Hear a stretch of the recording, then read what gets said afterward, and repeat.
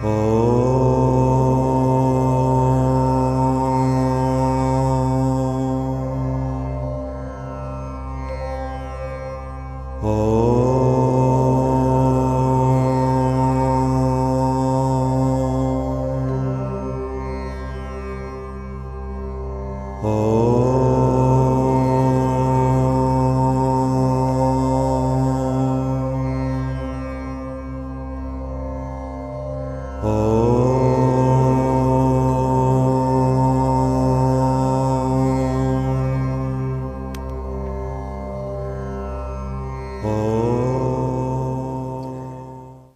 असंप्रमोशो का जो अर्थ है कि जो छिपा हुआ, जो गुप्त में रखा गया जो चीज है, जो बातें हैं, जब पुनः बाहर निकल आता है, निकाल दिया जाता है, तो उसको बोला जाता है असंप्रमोश। तो अनुभूत विषय जब साधक जो बैठता है समाधि योग करने के लिए, जो अपना मन को जो चार तरफ से खींच करके एकाग्र करके जो बैठ जाता है कि अपना स्वरूप के तरफ जाने के लिए, अपना स्वरूप को प्राप्त करने के लिए, जो समाधिस्थ होने के लिए जो योग में बैठता है, ध्यान लगाता है, तो उस समय क्या होता है कि जो मन जो है, जो पहले से अनुभव किया हुआ जो विषय संबंधी जो बातें जो छिपा करके मस्तिष्क में रखा है, तो उसी समय क्या होता है कि ये जो सारे बात जो है निकल आते हैं, अर्थात मन उसको फिर निकल लेता है और मन जो है यहीं पर लग जाता है, उसको स्मरण करने लगता है। किसी भी रूप संबंधी हो, शब्द संबंधी हो, गंध संबंधी हो, रस संबंधी हो या स्पर्श संबंधी हो, वो जो विषयों का जो चीज है उसको जो है वो फिर उसी समय निकाल देता है और मन उसको ही स्मरण करने लगता है, तो इसको कहते हैं स्मृति।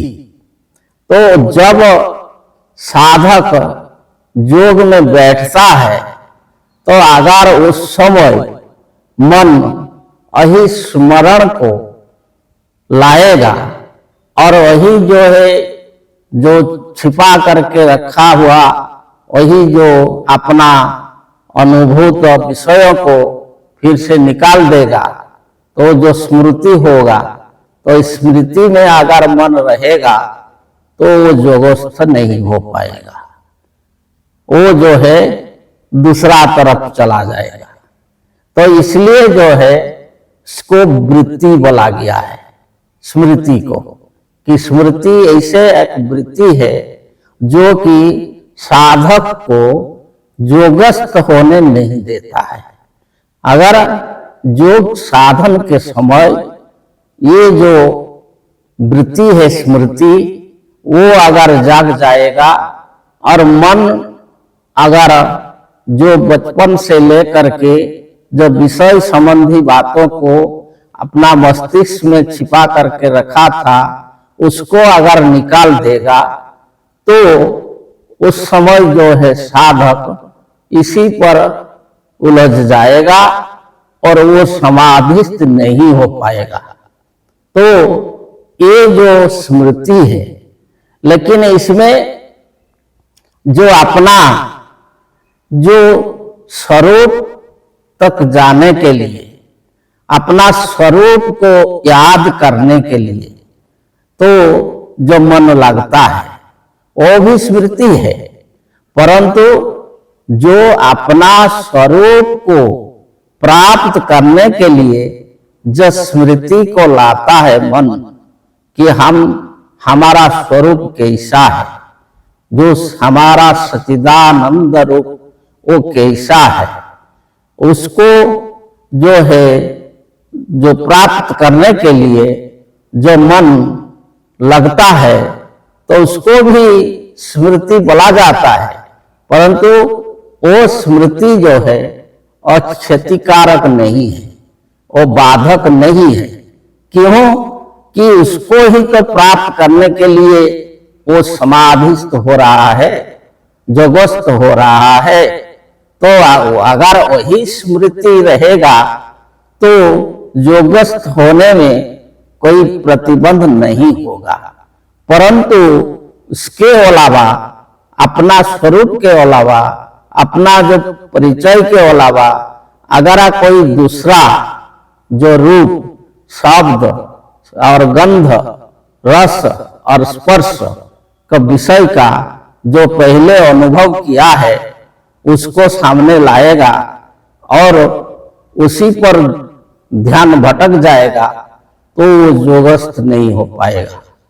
तो वही जो स्मृति है, ये स्मृति एक वृत्ति है।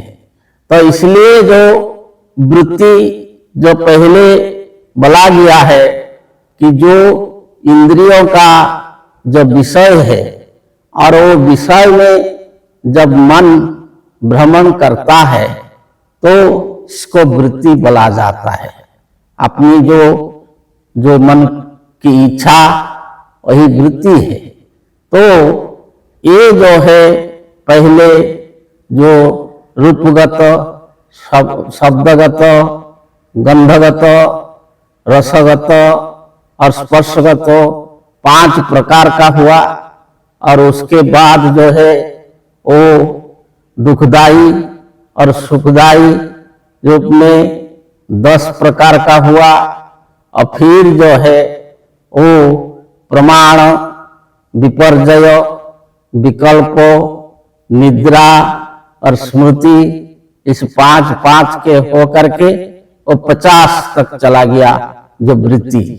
तो ये जो वृत्ति है उसमें जो है प्रमाण, विपर्जय, विकल्प, निद्रा, स्मृति, तो ये जो है सब विषय पर होता है। और रूप संबंधी, शब्द संबंधी और गंध संबंधी, रस संबंधी, स्पर्श संबंधी, ये प्रमाण, विपर्जय, विकल्प, निद्रा, स्मृति। और उसमें जो है होता है दुखदाई और सुखदाई। तो वही जो वृत्ति है, अगर ये वृत्ति मन में रहेगा साधन के समय, योग के समय, तो साधक जो है योगस्थ नहीं हो पाएगा और अपना स्वरूप को प्राप्त नहीं कर पाएगा। इसलिए कि जो है जो योग का जो पहले जो बताए हैं दूसरा नंबर सूत्र में कि योग क्या है, कि योग जो है चित्त वृत्ति निरोध। तो इसलिए जो चित्त का ये वृत्तियों को निरोध करने का जो अवस्था है उसको ही योग बोला जाता है।